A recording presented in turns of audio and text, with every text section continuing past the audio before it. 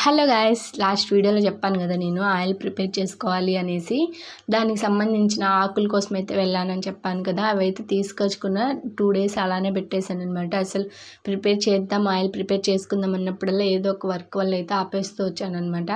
ఈసారి అలా లేకుండా అయితే చేసుకుందాం అనేసి చేసుకుంటూ ఉన్నానమాట.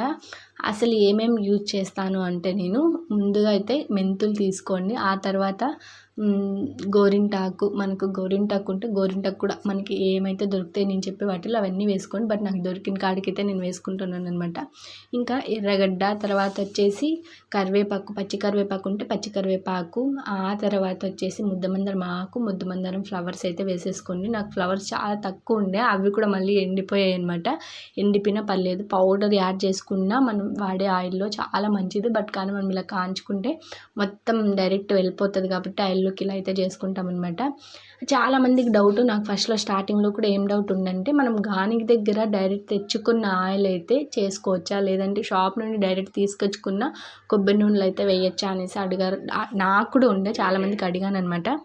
టైం నేను ప్రిపేర్ చేసుకునేటప్పుడు కూడా చాలామందిని అడిగాను అనమాట. అంటే మనం స్టార్టింగ్లో మనం చేసుకోవడానికి మనకి తెలిసిన విషయం అయితే కాదు కదా అనేసి.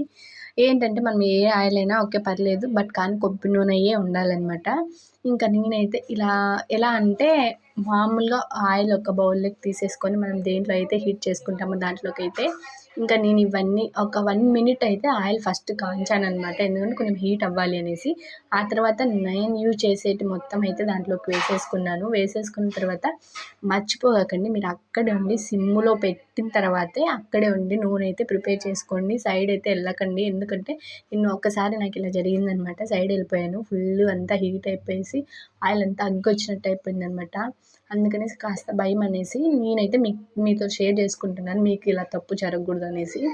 ఇలా అయితే అక్కడే ఉండి కాంచేసుకోండి. ఆ తర్వాత ఇంకా తీసిన తర్వాత ఒక 5 మినిట్స్ ఆ ఆయిల్ని వదిలేసేయండి, మంచిగా చల్లారాలి. ఎందుకంటే అలానే వేస్తే ఫిల్టర్ అవ్వదు, మొత్తం ఆకులుగా ఉంటుంది అనమాట ఆయిల్. ఇంకా ఒక 5 మినిట్స్ అయిపోయిన తర్వాత మీ దగ్గర ఒక గాజు బాటిల్ ఏదైనా ఉంటే దాంట్లోకి స్టోర్ చేసుకోండి. బట్ నా దగ్గర అయితే నేను ఎప్పుడు వేసేటట్టు స్టీల్ క్యారీలోని నేనైతే స్టోర్ చేసుకుంటాను అనమాట. ఇంకా 5 మినిట్స్ అయిపోయిన తర్వాత నేనైతే స్టీల్ క్యారీలో అయితే స్టోర్ చేసుకున్నాను. అసలు విషయానికి వస్తే ఏంటంటే, మనము కావాలన్న హెయిర్, లాంగ్ హెయిర్ తెచ్చుకోవడానికి ఎంతైతే కష్టపడతామో ఉన్న హెయిర్ని కాపాడుకోవడానికి కూడా అంతే కష్టపడాలి. ఎందుకంటే మధ్యలో వెళ్ళిపోతే, ఉన్న హెయిర్ వెళ్ళిపోతే చాలా అంటే చాలా చండాలంగా ఉంటుంది.